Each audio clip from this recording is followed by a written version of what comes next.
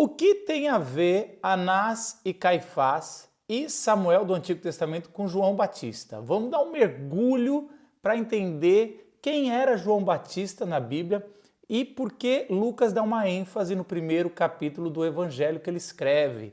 Tudo bem, gente? Aqui é Marcos Botelho, sou pastor na cidade de São Paulo e professor de interpretação bíblica há mais de 19 anos. Se você está chegando no meu canal, não deixa de assinar, porque aqui a gente vai ter esse quadro toda segunda-feira explicando melhor coisas da Bíblia. Se você quer entender a Bíblia com profundidade, vem para o nosso quadro de segunda-feira chamado Bíblia 3C. E se você estava com saudade de mim aqui no YouTube, também aperta curtir aí que a gente vai ter mais quadros como esse. Se vocês comparecerem, se vocês compartilharem, a gente vai estar juntos aqui.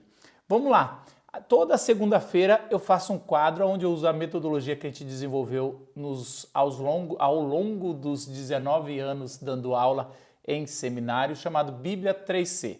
Na Bíblia 3C, a gente, de forma sequencial, vai olhar um texto bíblico em 3 sequências. A primeira sequência, que é o primeiro C, que é contexto, olhar o contexto que acontece o episódio bíblico.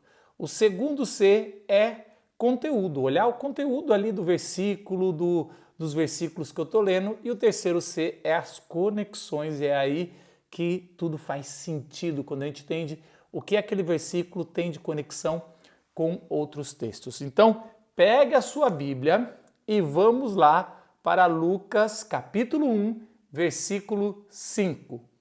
No tempo de Herodes, rei da Judéia, havia um sacerdote chamado Zacarias, que pertencia ao grupo sacerdotal de Abias. Isabel, sua mulher, também era descendente de Arão.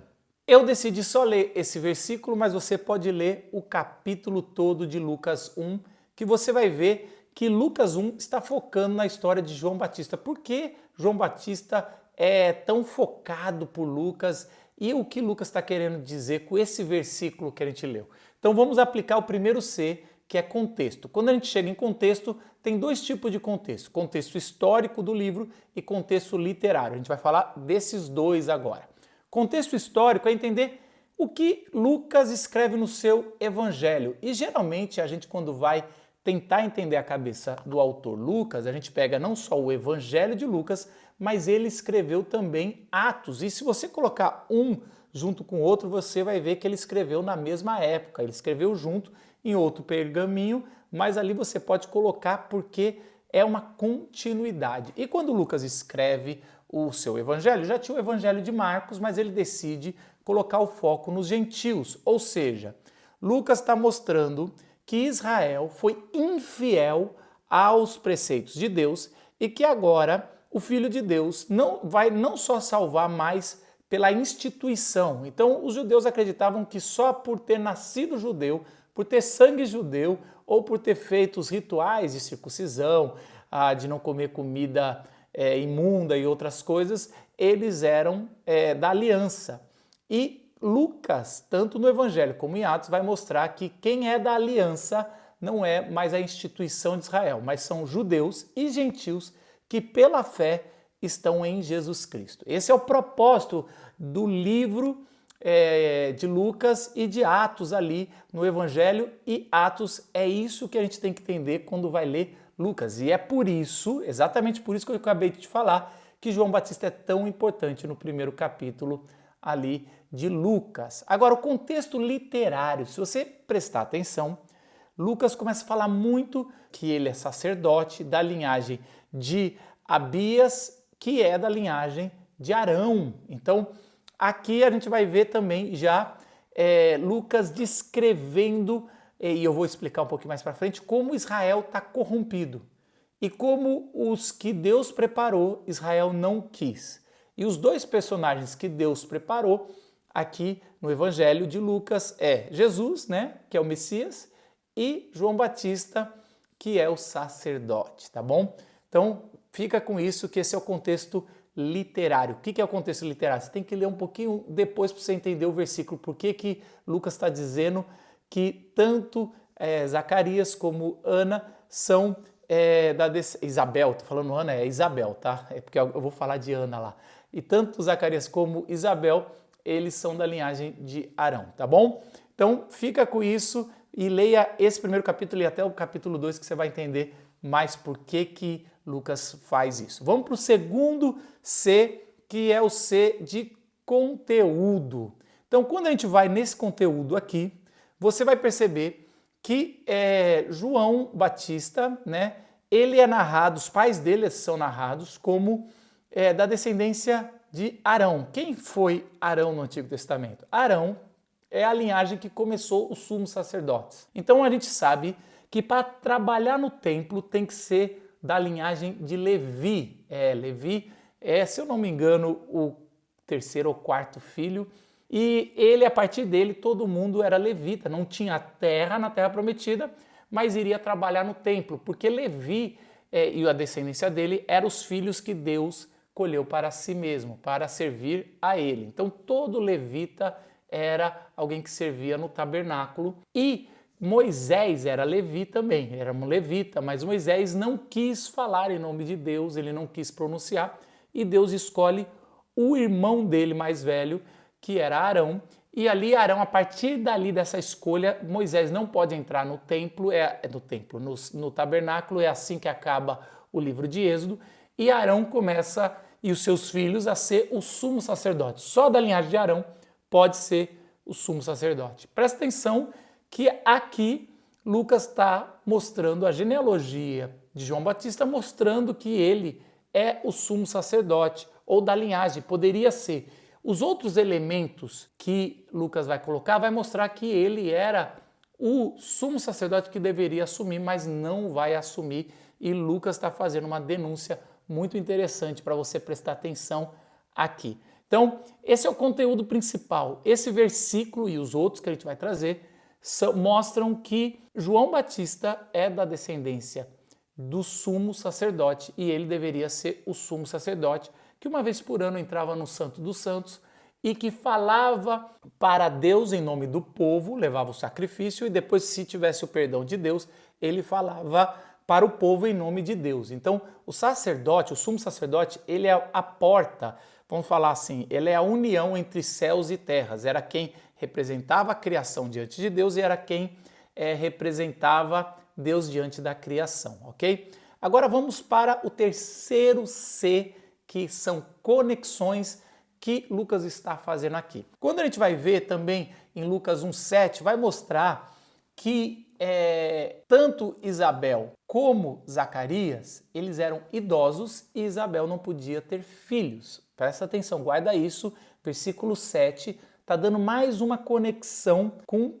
Se você olhar para o Antigo Testamento, muitas mulheres eram velhas, né? E homens eram velhos e não podiam ter filhos. Especialmente dois casais que eram velhos e não podiam ter filhos. A esposa não podia ter filhos. Você lembra quem? Você lembra quem? Um é muito claro, sempre vem na nossa cabeça, que é Abraão e Sara. Abraão e Sara eram velhos, tanto que Isaac é filho da velhice, né? E ali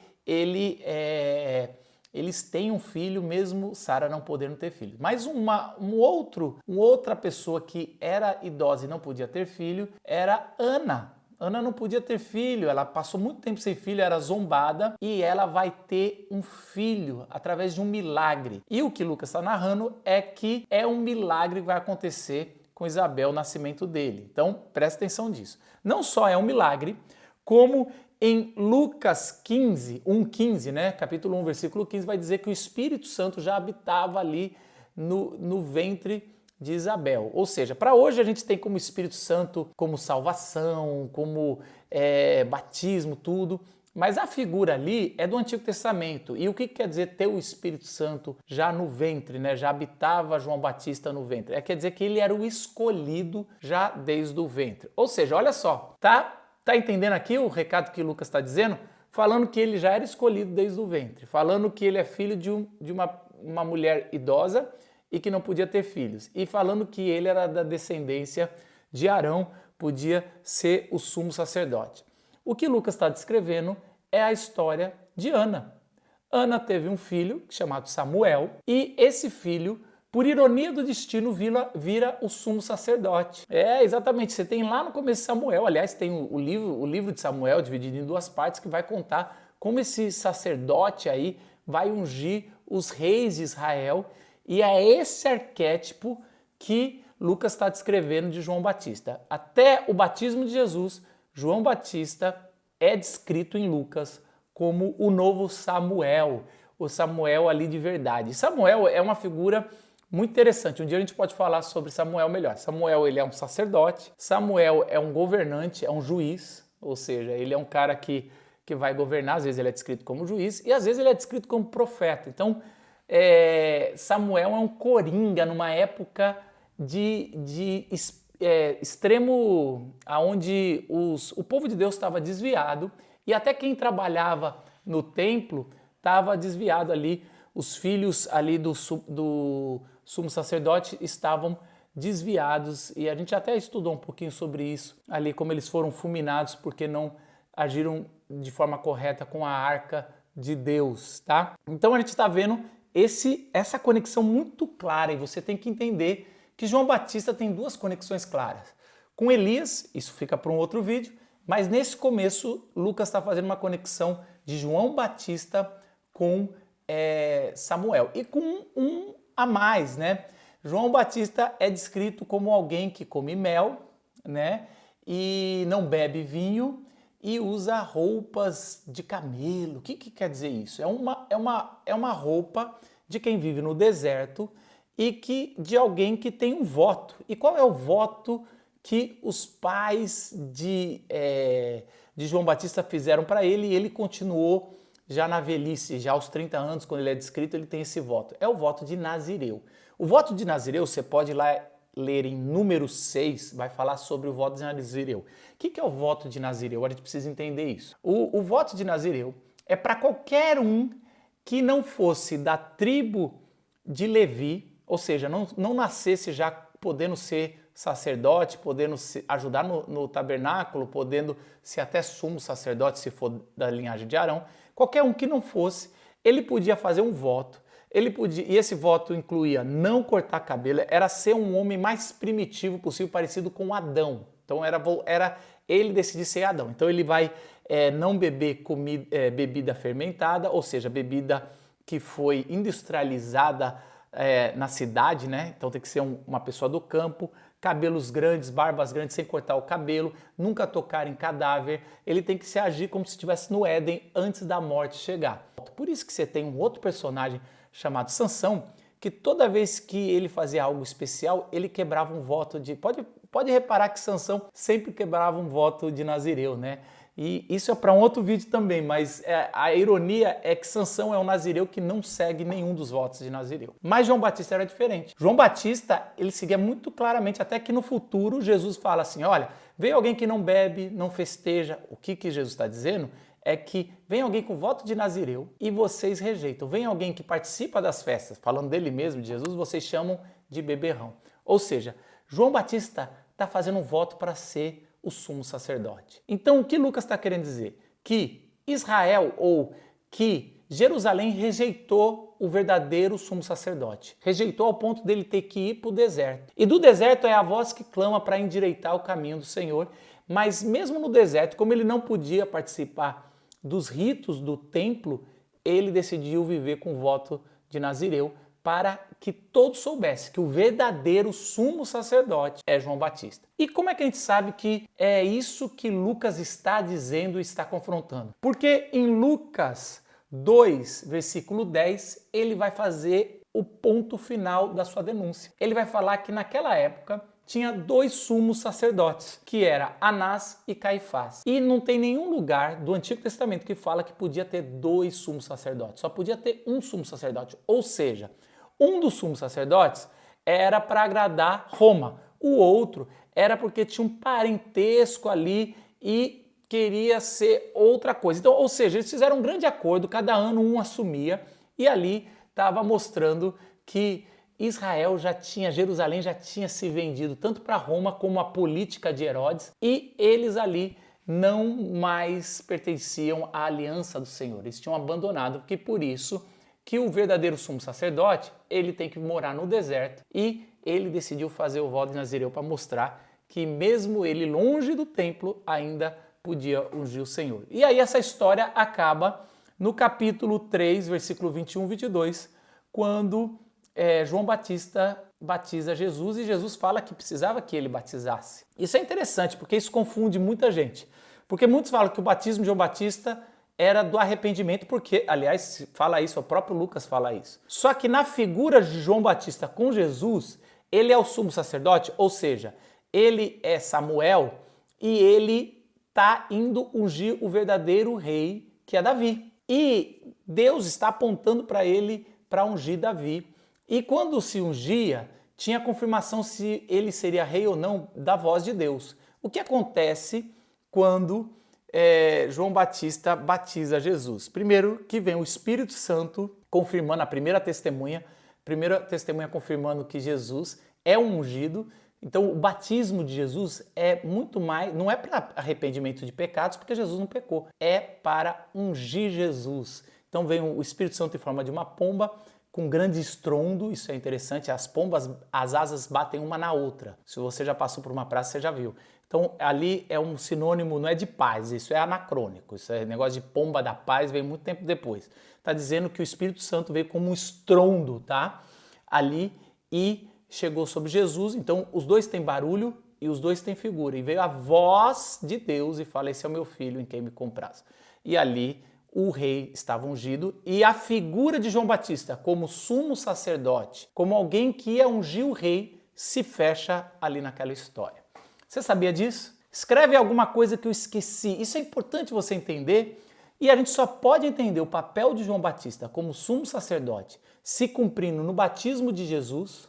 Por isso que no final João Batista fala, o que importa é que ele cresça e eu diminua, porque ele está falando o seguinte, eu já cumpri o meu papel. O meu papel era uma voz que clama no deserto para endireitar o caminho do Senhor, assim como Samuel. Samuel, ele foi eleito, teve o Espírito Santo dele, né? Ele foi chamado, Samuel, para um momento onde Israel estava bagunçado, e ele ajeitou o caminho direito, não tão direito, porque ele passou por Saul, a pedido do povo, para alinhar com o rei Davi. E agora João Batista, numa época que Israel está desviado, está tudo corrompido, o sumo sacerdote está fazendo acordos, tem dois, agora ele vai endireita o caminho e unge com o batismo Jesus Cristo, e agora o rei se levanta para reinar, tá bom? Se você gostou, comenta aqui, gostei, que bom que você voltou para o YouTube, Marcos, e eu tô junto com vocês, tá bom? Olha só, se você quer saber o papel de João Batista como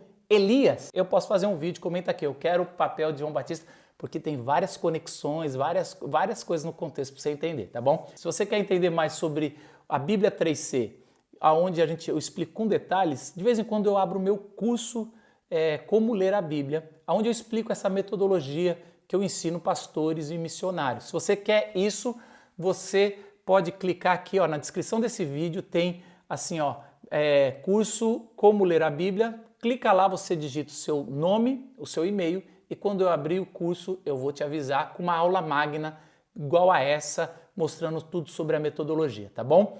Não deixe de curtir o vídeo e a gente se vê segunda que vem. Tchau!